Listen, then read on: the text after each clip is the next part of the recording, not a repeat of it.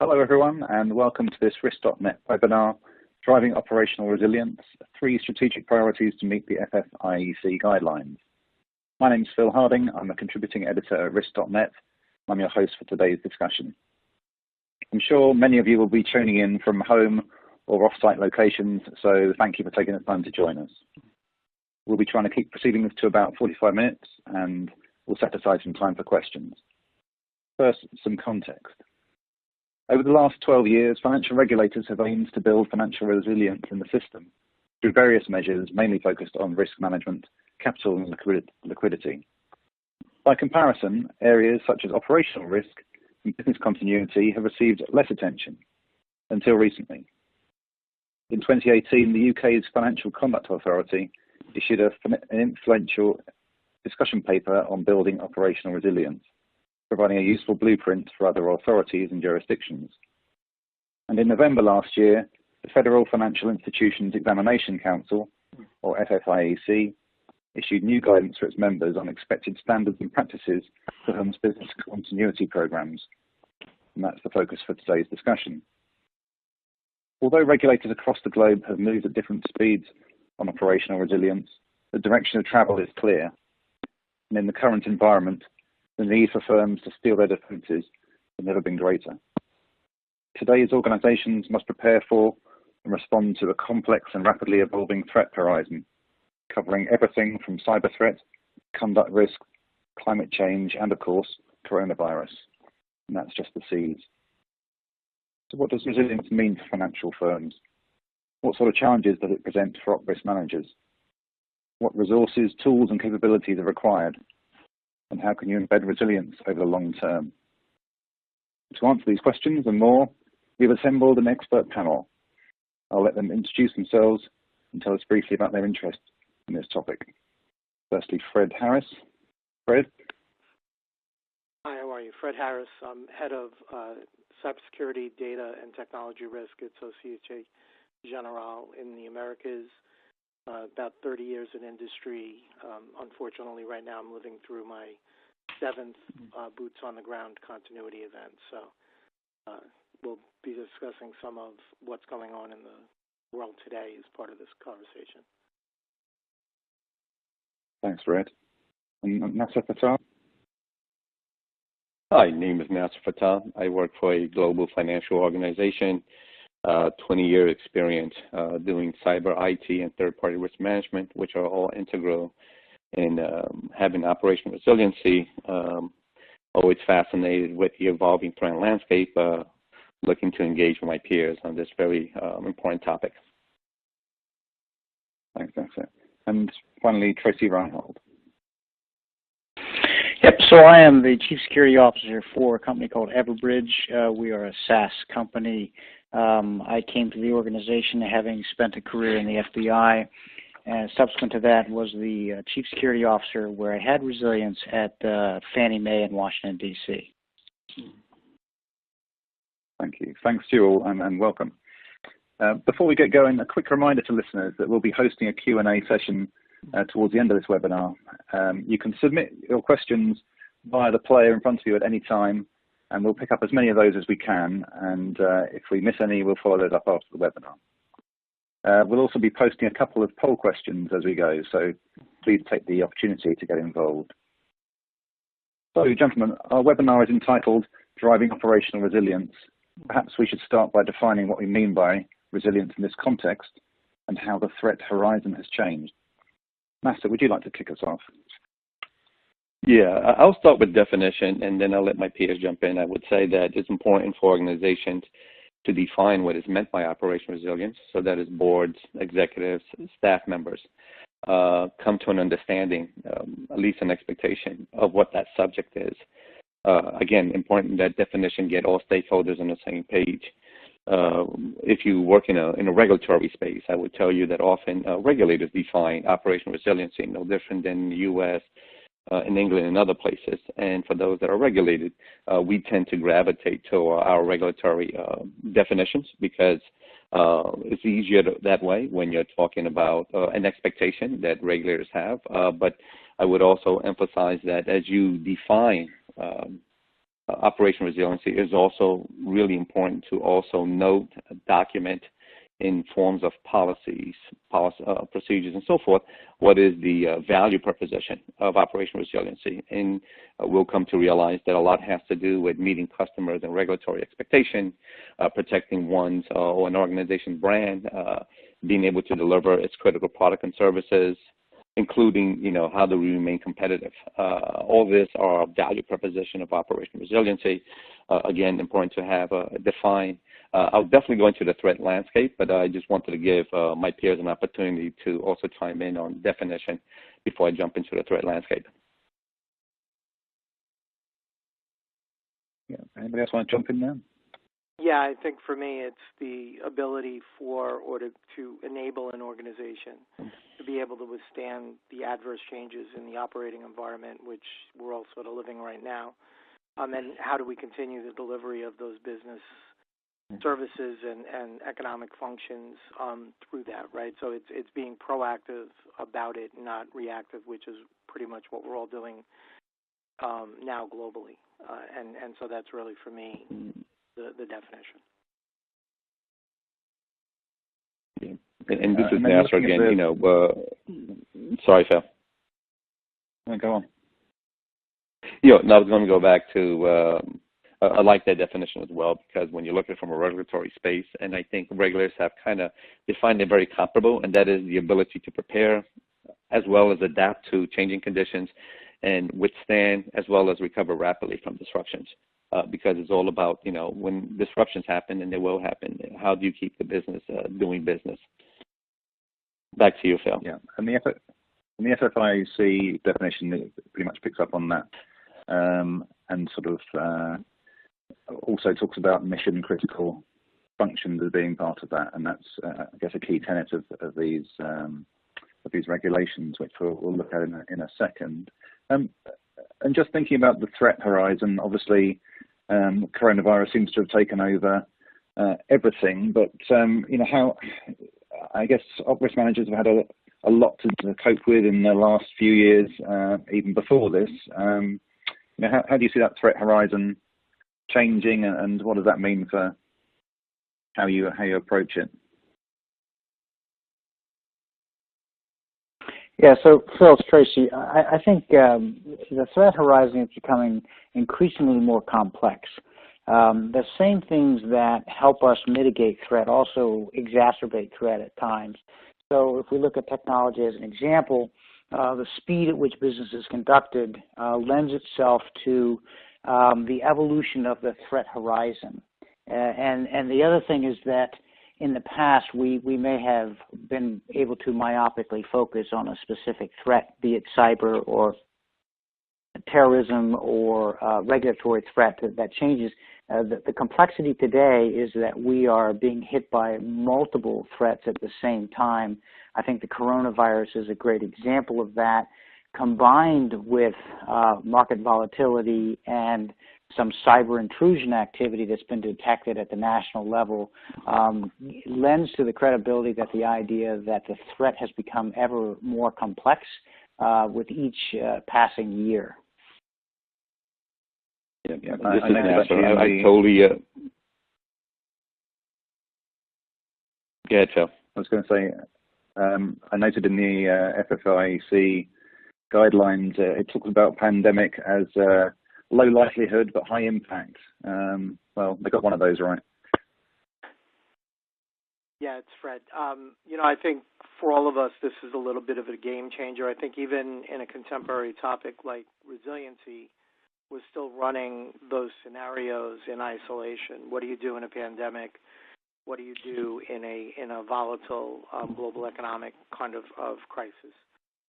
And now we need to step back and start thinking and take an approach where when we run what could go wrong scenarios, we're going to have to do them in collaborative ways where we're looking at 2 or 3 scenarios at the same time. And what happens if these 3 things occur simultaneously? Can we withstand it? And so I think this has been an eye-opening sequence of events, that we're all dealing with currently. Yeah. Well, this is NASA. Yeah, Phil. No, go on, Nasa, please. Yeah, no, the only thing I was going to add to that is that I totally agree with everything that's been said. You know, the velocity of threat is by far faster, and I think that has been mentioned. And I think the other important thing is that how threats leads to other threats. So when we talk about multiple threat scenario, you can see how coronavirus is also introducing concerns with cyber threats. With the increase of phishing, we have heard about sites being hacked, and everybody, including banks and our organizations, are reaching out to our customers to let them know what are we doing with coronavirus. Unfortunately, phishers look at that and will look to exploit that because they know that people are perhaps more online now than ever because they want to be kept apprised, and an opportunity for cyber criminals to take advantage of this. So you can see how threats can lead to other threats, and the velocity of these things happening at a really quick, fast pace. Yeah. So I guess this is why resilience is needed. I wanted to move on to look at what the actual recommendations within the FFIEC guidelines, and then to sort of consider some of the key challenges and strategic priorities for firms in how they respond. First the changes, and I think we have a handy slide here which I will put up, which gives you an idea of some of those key changes. The actual FFIEC document is 85 pages long, but Tracy's managed to get it down to a single slide. So Tracy, do you want to just pick out some of the key points here? Sure. So following on what we just discussed, I think when you look at the slide, one of the things that jumps out to me is mandating critical event management across silos. So to me, I think one of the biggest challenges is looking at this from a threat agnostic perspective. In other words, preparing your organization to address threats regardless of how they manifest. These are huge impact issues, and because of the organizational complexity of most financial companies, you know, the expertise lies in the first line of defense for the business. But the problem there is that the first line of defense needs to maintain separateness and privacy for the legal subsidiaries. Yet there's also a real need for aggregation of this information at the holding company level. This is further complicated by the fact that business continuity, IT, security, cyber, operations all use different tools in their toolbox to address the specific challenges that their organizations are designed to protect against. So the complexity comes in that when we look at it from a threat agnostic perspective, the compilation of those tools and the aggregation of data in a way that allows the resilience team to protect the organizational resilience of the company becomes very, very complicated. I think that when we look at this, and there's 1,000 different ways which we'll get into later on how you can help to resolve these issues, but really the silos that exist within organizations, whether it's from a CISO perspective, from an IT operations perspective, or from a business operations perspective, each of these operate in their own silos. So the idea of breaking down these silos, what I take from these changes is that's exactly what they're mandating that be done, is that number one, that we break them down, and number two, that for the first time in a long time, they actually have executive visibility at the board level. So those are in a nutshell, where I see the complications associated with the challenges associated with the new operational resilience regulations. It's a movement from planning to execution, and that execution has to cross all lines of business, both at the first line and at the holding company level. Thanks, Tracy. Anybody else want to come in on what they kind of see as what jumps out of them from this list as being a difficult challenge? Yeah, it's right.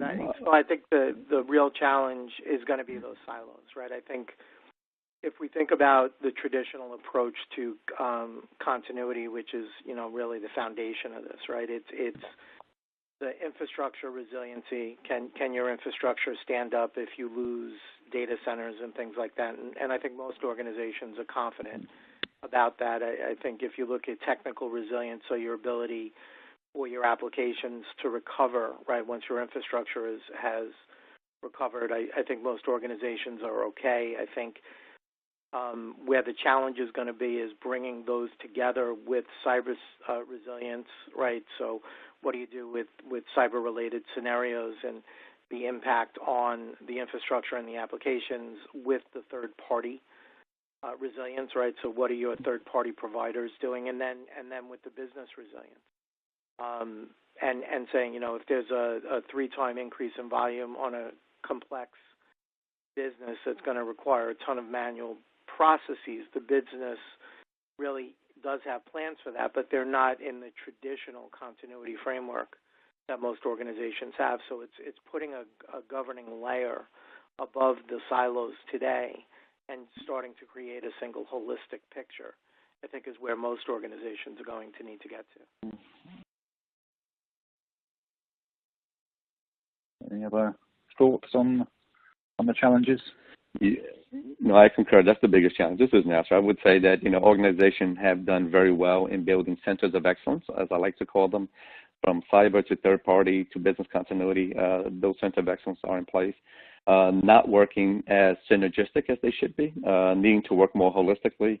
And to the gentleman's point about governance and how you bring this all to a single pane so you can tell collectively what that story is telling you from a threat scenario perspective.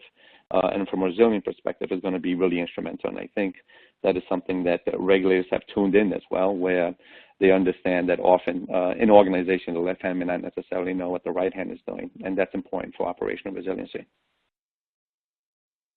Nasser, I think you hit on a key point there, and I think that each center of excellence does an exceptional job. One of the challenges is going to be real-time collaboration across lines of business. And so traditionally in the resilience field, this has been a very manual-heavy process. So there's going to be a need for organizations to automate their ability to react, because one of the challenges in the new regulations is not only time to recover, but time to respond as well. So that's a new mandate that's there. So when you take the two of them together, automating as much of that as you can expedites the ability, number one, to respond, and number two, to recover. And that really leads to that collaborative effort between those centers of excellence to create the synergy that allows the company to get back online quicker. Yeah, bingo. Yeah, I would concur. Sorry, go ahead, Nasser. Please, go ahead. No, I was going to say that it's taking it and doing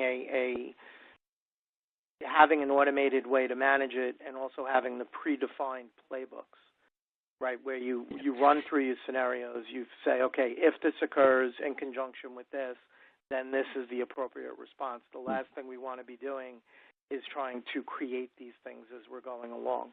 So taking the holistic view and then having the tools to support it will enable us to have more discipline and concentrate on the actual recovery and not on the what we should be doing questions, which should be predefined. Yeah, I was just going to chime in and say, the opportunity here, and totally agree with everything that people have said. I think the opportunity here is kind of taking a look at manual processes, and I'm sure that there's an inventory of those, and then looking to see which of those can be automated, because if we need to be proactive, and I think we all concur with that, automation is key in being proactive, and then making sure that those capabilities are integrated, but I'm sure we'll cover that as we look at further slides now. Yeah. And just to pick up on, how has the guidance been received by firms? Is this welcome? Is it motivating change? I presume coronavirus itself is motivating change right now. But generally, how has this been received? Yeah, I think in conversations with my peers at other institutions, along with what I'm experiencing, I think it's something that everyone is contemplating how they're going to proceed. I don't, for me in particular, I don't see it as a huge lift. I think it's a matter of breaking down the silos as quickly as possible, creating that governing layer, and then starting to develop more holistic scenarios, right, which is what I think the biggest lift is going to be. But and I think most of my peers at the other foreign banks are feeling the same.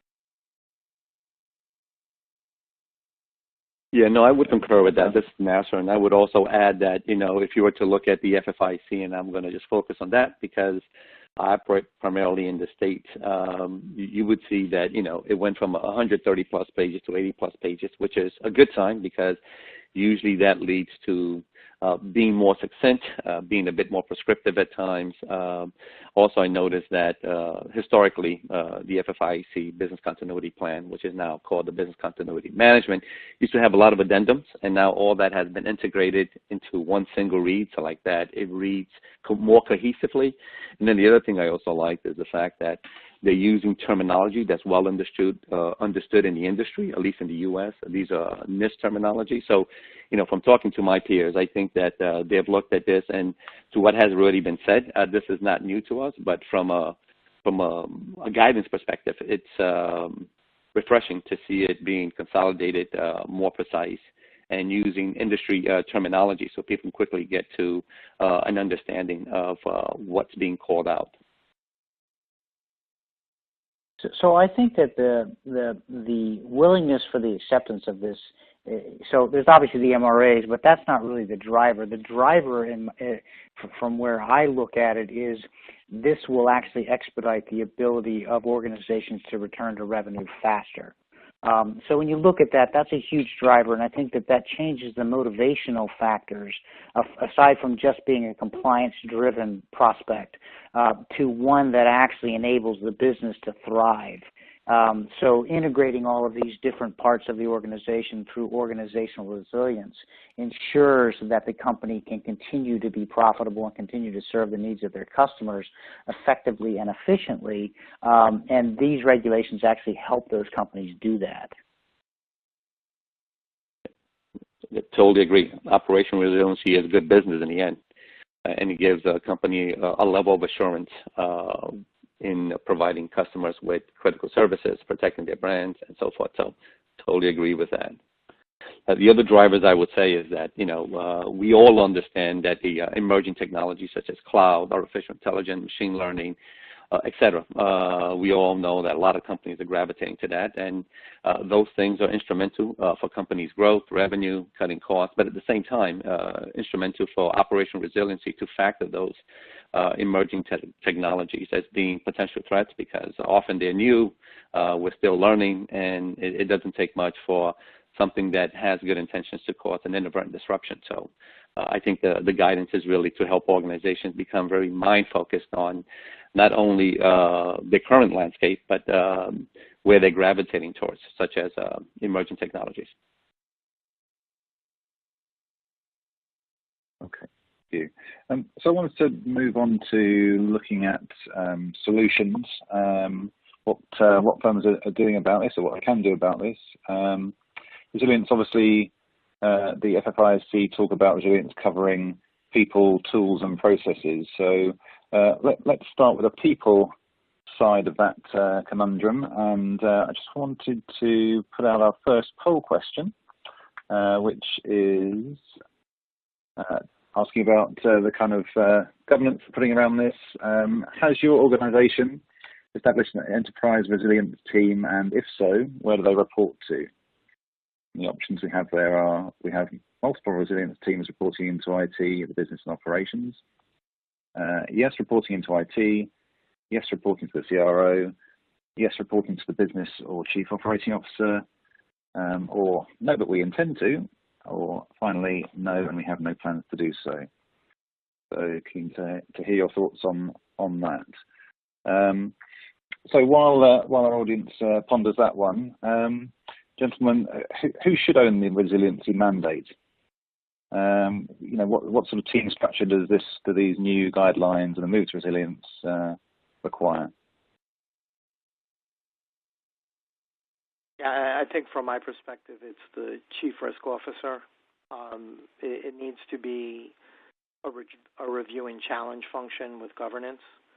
So I think the risk organization is the right place for it to be. I think the mission of the plans and the running of the scenarios should occur at the first line, but the governance of the program belongs at the second line. Yeah, I would concur. This is Nasser. You're absolutely right. Yeah. Sorry, go ahead, Nasser. No, please continue, and I'll jump in. No, I was going to say, I think Fred's right. I think he's spot on there. But I think the other question that has to be addressed is does this now get board visibility? Because without board visibility, so let's take cyber, for example. Every financial institution in the world, cyber has board visibility at every quarterly board meeting. Operational resilience needs to be elevated to that same level, and I think aligning it to the Chief Risk Officer is the way that we ensure that that actually happens. Yeah, I was going to add and say something comparable to what Tracy said. Definitely needs to be in the culture, in the DNA when we talk about operational resiliency. And I do like what was mentioned regarding board and executives being a really top-down approach and them being involved in one form or another. They need to be involved in order for operational resilience to really be effective. And I do think the Chief Risk Officer is instrumental in making this happen. I like the fact that from a regulatory body perspective, they clearly connected operational resiliency, including business continuity management, with enterprise risk management. We all knew that was the case, but it's now nice to see the regulators drawing that solid line into enterprise risk management. And I think the Chief Risk Officer is an entity that can really grasp this, institutionalize it, make it part of our culture, make it part of our DNA via the board, via the execs at the organization. Fred, you talked about adding a layer of resilience onto current structures. So is a new team required here, or is it new roles and responsibilities in this respect, or is it adapting what you already have? Yeah, I think it could be either or. So it depends on the size of your risk organization. I think if your current risk organization is specifically the operational risk end of it and can absorb it in the existing structure so that the people that are ahead of the technology sides of risk can absorb the additional work necessary, it should be done that way with a single resiliency officer that would be a new role, sort of governing those reviewing challenges. So I think it's a hybrid model, really. It's probably a handful of people at a top layer for resiliency, and then your second line existing structures may need to add some people to be able to review and challenge the results of the scenarios. Okay, so I'm going to have a quick look at what the audience are telling us. So Philip, while you're doing that, one of the things I wanted to jump on too is that it's actually a good thing that this is coming from the FFIEC, because it will force a CRO to open that aperture a little bit more. So instead of focusing on regulation, which is still required, this actually requires, to Fred's point, the idea that operational resilience has the same level of visibility that that we used to get from MRAs that were pushed down from our regulators. Okay. So our audience are telling us that concur that reporting to the risk officer is the most popular answer there. In terms of that top answer, we have multiple resilience teams reporting to IT, the business and operations. Does that make it efficient? Does that cause potential gaps? Does it, could there be conflicts between those teams? How would you resolve that when a challenge is to sort of build this overarching view, break down the silos, etc.? Well, those are the silos, right? So that's the problem. Is today it's the siloed approach, which is the top answer, right? Where I think the breaking down of those silos is where 2LOD can come in from a transversal perspective and help to bring the holistic picture together. Okay. And how would that operate? What about sort of geographical silos as well, and sort of in these large and complex organizations? Yeah, well, I think for me, the geographical is interesting because if you think about human capital capacity, right, there are going to be, as we start to develop the response playbooks, right, there are going to be certain businesses that are able to take just-in-time approaches with staffing. And then there are going to be certain activities that we can't, right, where we can't leverage teams from other regions to do the work for us. So I think, if anything, it's going to create a clearer, more holistic global picture as we start to look across our, if you're a global firm, your global resources at what is permissible, what isn't permissible, where does safe harbor come into play, do we have cross-border data movement restrictions, right? And that is all being predefined as part of your playbooks, right? So if anything, I think it brings a lot more clarity to what exists today. But I think also what this shows from the responses is that by having it report to the Chief Risk Officer, geography becomes a secondary issue.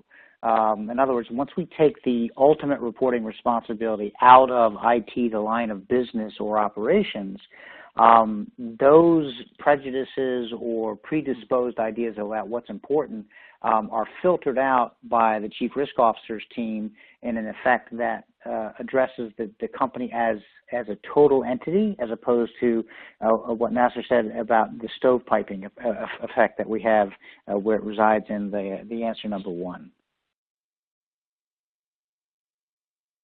Okay.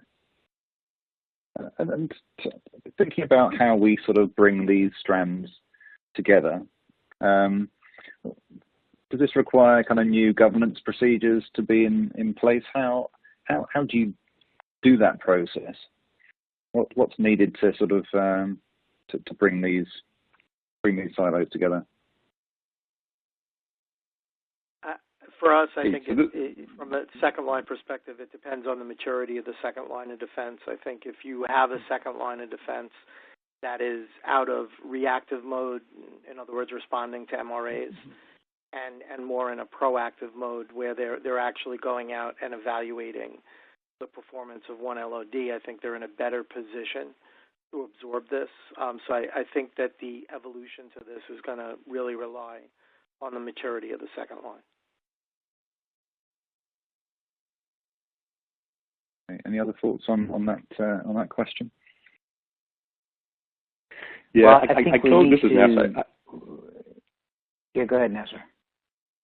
Yeah, I was going to say, I kind of go back to having the right governance model, and part of that governance model is reporting to the board, providing reports to the board, status to the board, and that governance models will also define, organizationally speaking, how operational resiliency should look like. Organization speaking, who are the key stakeholders, what are their roles, what are their key requirements, what skill sets are required, what budgets are necessary, and where there are silos. Again, it's that governance structure through policies, through organizational structure. How do they establish the right organizational structure, such as one that reports to the CRO, where they can institute what they call an effective operational resiliency, but I think governance becomes instrumental in that case. Yeah. So I think in order to make all of that work, so I think we also have to talk about redefining KPIs from both a reactive and a proactive position, looking at involving strategic approach as KPIs as well. So we always get the time to resolve, time to respond, all of that. But what's the organization doing proactively to prepare for a potential multi-pronged threat? And if they're not doing that, then they should be able to measure that. If they can't do that and create a KPI around that, they're not really going to create a synergistic approach that will allow the company to be fully resilient. You raise a very good point, and I always look at KPIs as far as what is the risk to resiliency in this particular case, and do you have short-term and long-term strategies aligned with your resiliency? Of course, you have to look at your risk appetite and things of that nature in your organization. But if you're not able to meet your short-term strategies to meet resiliency, that in itself is a KPI. And if you can't meet your short-term, sometimes your long-terms are just as much in jeopardy. So you raise an excellent point as far as KPIs go, because I think we've been accustomed to certain KPIs, but if we're going to be proactive about this, not only recovery, but how do you build in resiliency on a very proactive, ongoing basis? Having a short-term, long-term strategy becomes instrumental, and measuring them from a KPI perspective is really important from a board reporting perspective. Yeah, that makes sense. Just one other thing that jumped to mind. So obviously the guidelines mention or focus on this move from business continuity planning to business continuity management. This idea of being proactive. What impact does that have on the kind of skill sets that are currently in teams? Is there need to recruit to train in these elements? Are people prepared for these this new resilient culture? Yeah, I think for me, I think one of the biggest challenges is going to be the quantification of risk, right, in a disciplined manner to make sure that we're making the right investments as we start going through the scenarios. Especially in the technology side. I mean, there are methodologies like FAIR, and there are fans of FAIR and people that can't stand it, right? And taking that out, of the picture, I think there are a lot of different methodologies out there that have pluses and minuses. I think being able to accurately quantify your risk exposure and then making the correct investments based on your scenario outcomes, I think that's going to be probably the most difficult thing. So one of the things that I think is going to be a game changer is that transition from planning to management. So when you look at traditionally, resiliency teams were really good at business impact assessments and putting together quantitative data that determined where the risk could be. Under the new guidelines, I think the difference is going to be, okay, so we've identified the risks, now how do we manage them? And that may actually manifest itself as a different skill set in the resilient structure of an organization than what we currently have in place today. So I think that there's going to be a learning curve that manifests itself that shows that either we have that in our group or that's something we need to recruit for to make sure that we can meet the mandate put forth by the FFIEC. Yeah, I would just add that we've been very good at planning for recovery, and I think that has been our strength throughout the industry.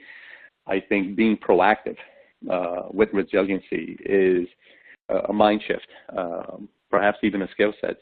Being able to ascertain your threats because of the velocity of threats. How quickly can you identify your threats, assess your threats, understanding if it's going to be impactful or not. I think we have done that from a recovery perspective, by far more than a resiliency perspective. And I think that's a mind shift. I think that's perhaps skill sets, capabilities that we can either further hone with those that have been doing this type of work, or may need to look for folks that are specialized in that type of skill set. Yeah, I think it's the shift away from being able to say, from a recovery standpoint, we know we need additional capability in a particular data center, right, and things like that, to we're going to need additional staff to do this. How do we manage that? How do we make that investment? I think you're going to see a lot of retainer-like contracts coming out of these exercises where people aren't necessarily spending the money now for what could happen tomorrow, potentially as a result of the scenario analysis, but rather having firms available on retainer to assist should they occur. agree with that. And comparably, you know, how we need to scrutinize ourselves is how we need to do the same type of scrutiny with our third-party providers, our supply chain, even with our affiliates. So it's expanding that lens in a very resilience kind of way across the board, internally as well as with our external partners. Yeah, I think third and fourth parties, right, are going to be huge, right?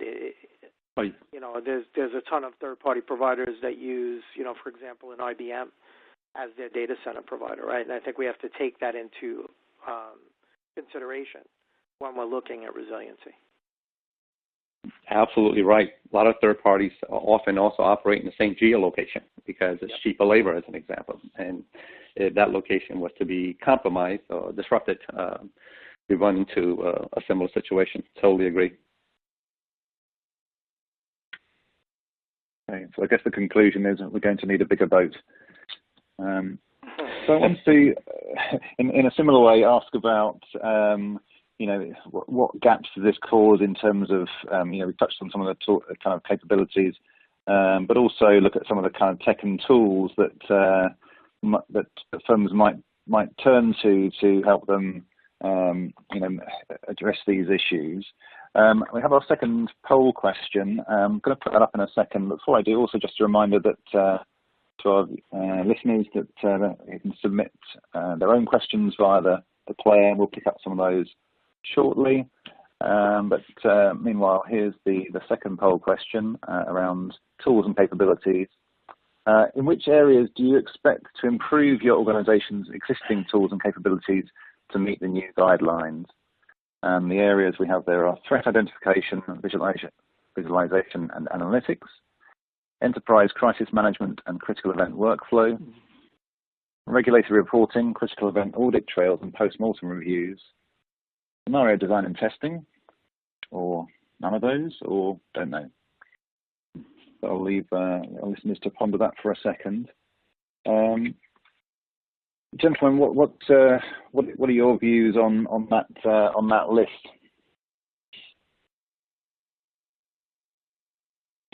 Yeah, so a couple of things. Yeah, so a lot of those overlap, right, when you think about it. One of the things we talked about earlier was the stovepipe or the silo approach. Creating a universal view across all risk factors makes a big difference in the ability of an organization to respond to them and to resolve them. So I think one of the biggest issues that we're going to have to talk about is the utilization of automation, either through AI, machine learning, but I think it's important that we don't also discount the human factor. So the sweet spot, I think, is the utilization of technology combined with the human approach. So those two issues, because you still need that in order to, at the 11th hour, resolve the issue that's been brought to your attention quickly. Yeah, and I agree with that. And I think if you look at the responses, right, I think it starts with what are the threats, right? Then what are the scenarios related to those threats? Then how do we manage those threats should they be realized, which is the second answer. And then how do we make sure that when we're managing that we have the artifacts that are required by our regulators to demonstrate what we did, right? So I think they all are interrelated. Yeah, so this is Nasser. I would agree with everything. Is also, yep, go ahead, Nasser. No, please finish your thought. No, I was going to say the final leg in that is how do we ensure concise communication both to our internal stakeholders and to our external entities that are going to be impacted.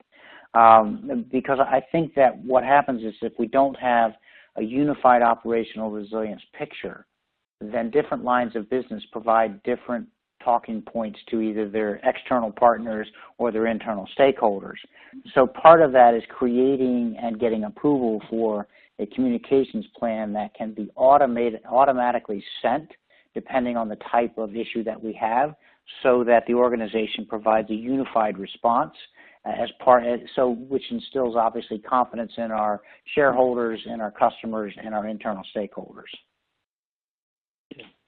Yeah, I was going to add, totally agree. We need automation. We need technology. It's a must. If you look at the need of being proactive with your resiliency program, the need keeping up with threats, and we talked about threat velocity, how it can happen pretty quickly, and how one threat can lead to other threats. We talked about the coronavirus leading to cybersecurity attacks, as an example, through phishing and other means. Being able to aggregate this information in a near real time is really instrumental, and technology is required for that. What I would also add is that it's important for these technologies to talk to each other, because often technologies are built for a specific purpose. They do a great job specifically for that purpose. However, don't necessarily like to integrate nicely with others. So I think as we look at technology, which is a must, mandatory, also important to see how these technologies integrate with each other to the point that's already made, where if you needed to trigger a communication, it would be nice to see that chain of events through technology leading up to the automation of communication. So, yep, technology is necessary, also making sure that it is nicely integrated with each other so that you can make quick decisions.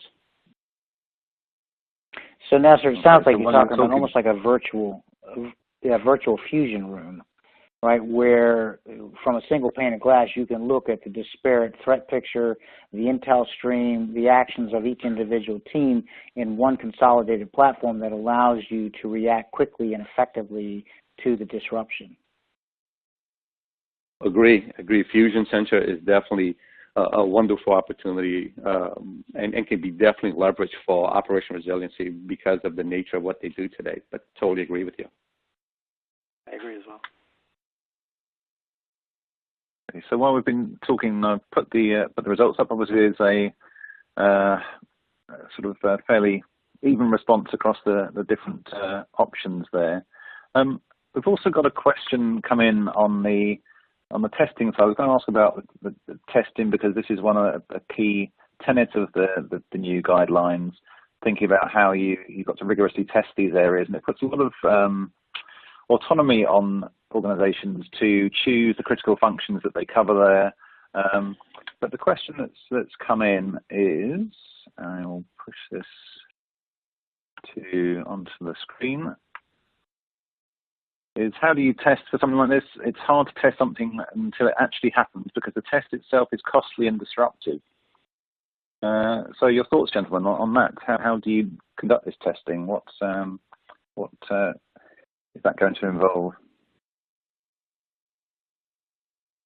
Yeah, I think you start with tabletop exercises, which are less expensive, and then you determine out of that tabletop exercise if any of them need to be tested in a more formal way, right? So I don't think you would say you're going to run a full scenario where you have 95% of your people working from home, which a lot of us are dealing with right now, right? But you tabletop, if you were able to do that, do you have the technical capacity to do it? Do you have the right supervisory procedures and control framework in place to be able to ensure that the controls aren't depleted or challenged in that environment, right? So I think you start with tabletop and then determine coming out of that if more real testing is required. Yeah. I guess the FFIEC are kind of keen to see evidence of, where it is a critical business function, regular testing, and more complex scenarios. Do you have what examples have you done yourself or seen of these sort of scenario tests that you think that's a good model to look at? Yeah, I could speak specifically that I've seen cases where, from a technology perspective, we can take increase in volumes depending on the critical business process and application, and identify what that potential increase would mean to us as part of virtual simulation, which is significantly less expensive than trying to run real scenarios. So I think a lot of AI and machine learning capability and then being able to run virtual simulation in environments that are monitoring your thresholds would allow you to be able to specifically say, you know, in the event we saw 3 times, we ran these simulations, and these were the results, and we have either do or don't have sufficient capacity.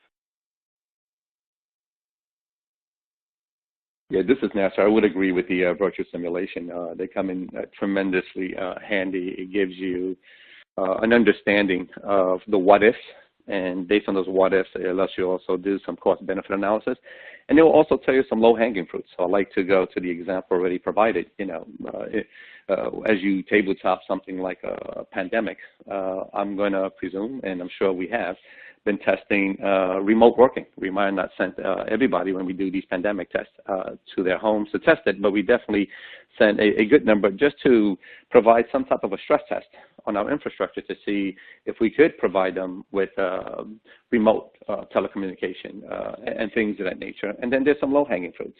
You know, if you know that you need to prepare for a pandemic, is everybody's contact information is accurate? Are you doing this every quarter, every 6 months? You know, there's some things that we can be proactively about that does not necessarily introduce significant cost, but can help a long way just by having information current. So again, strong on simulation exercises and also taking advantage of things that are readily available to us that we can further leverage, such as contact lists and things of that nature.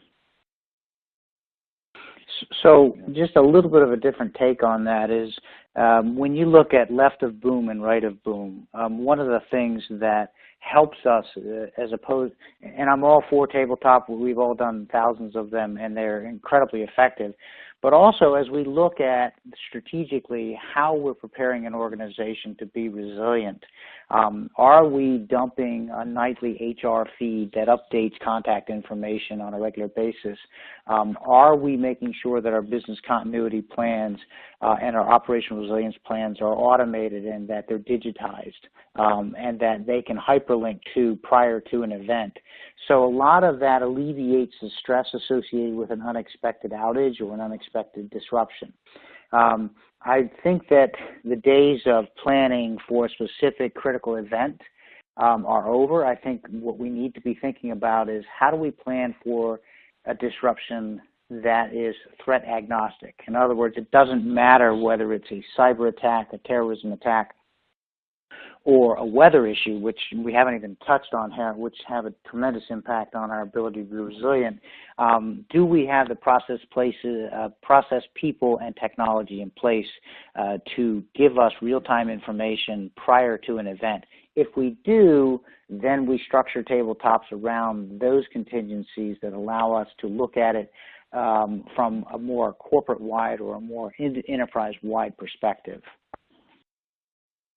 Yeah, I agree. I think it's a shift in the what could go wrong approach, right? I think up until today, it's what could go wrong is, you know, let's say cybersecurity end of it is what could go wrong if we have a cyber intrusion, what could go wrong if we have a malware or ransomware attack. Instead, I think the what could go wrong should shift to the potential impact, right? So what happens if a large percentage of our infrastructure becomes encrypted? Right? Are we going to pay the ransom? Are we, you know, whatever it is, how do we recover from that? And then I think you run your scenarios based on the outcomes, not the actual threat. Yeah, we've got a question coming in on that note, talking about critical event management, and I'll put that up now. And that question is there a need for a different workflow system to manage critical events, or can folks extend their current GRC tool or extend their current incident management systems? Yeah, so obviously I'll hit on that one. Obviously I'm with Everbridge, and we focus on critical event management. And one of the things that we found to be incredibly effective is a single pane of glass approach where we bring in all types of threat information, geolocate assets, and then look at resolutions so that it gives you a single tool to manage critical events from end to end. Traditionally what's happened is, and we talked about this earlier, is that each team has their own unique set of tools, but integrating those tools into a single platform allows for instant visibility into the threat and allows an organization to more expeditiously resolve that threat and bring the company back online faster. So I think those types of tools that utilize both AI, machine learning, and a human touch are what we need in order to ensure that we can respond with the speed that the threats manifest, as opposed to how long it used to take us to respond through call trees and phone conferences. It's so nice to be able to pull. We have a threat come in, and with a single click of a button, you've got just dissemination to your board, to your critical response team, to your customers, to your third-party suppliers, all in one fell swoop, so that everybody's on the same sheet of music. And I think in that respect, that dramatically changes the way in which companies can respond to disruptions and prepare for resilience, both operationally and in the traditional business continuity sense. Yeah, and I don't think that you replace your current GRC. You add a layer of capability above your existing infrastructure to pull it into that single pane of glass. That's exactly right. So you're going to augment what you already have and then provide the clarity that seems to be lacking based on the siloed approach that traditionally has built up in most organizations. That provides you that overarching level that gives you the clarity to make informed decisions that will impact the company's future. Okay, thank you. I guess it's also the question of the kind of audit trail that you leave around these in terms of, what do regulators most want to see from, these tools, and I guess that's the insight and understanding that you would get also at the back end in terms of key learnings for the next time. Is that right? Right. So one of the benefits of the platform is that it allows you to write reports based on the outcome. It gives you the capability to do an after action or a hot wash or a postmortem, whatever you want to call it, and then run reports that indicate where you were really successful, where you had gaps, and how you need to identify those for the future, so that it's a continuous process. So that the next time you have an event, you can take the learnings from the last one. Obviously, the benefit is reporting to your regulators, but more importantly is that it provides you with a roadmap to greater resiliency and efficiency as you continue to evolve as an organization. Great stuff. Okay, well, we've pretty much reached time. So there's one last question which has come in asking, will this webinar be recorded and shared afterwards? And the answer is yes. And I imagine in current circumstances, plenty of people will be looking at this in the coming days and weeks. So it just remains then for me to say thank you to our listeners who tuned in. Thank you to our participants, Fred Harris, Nasa Patar, and Tracy Reinhold. And we'll see you next time. Thank you very much. Thank you.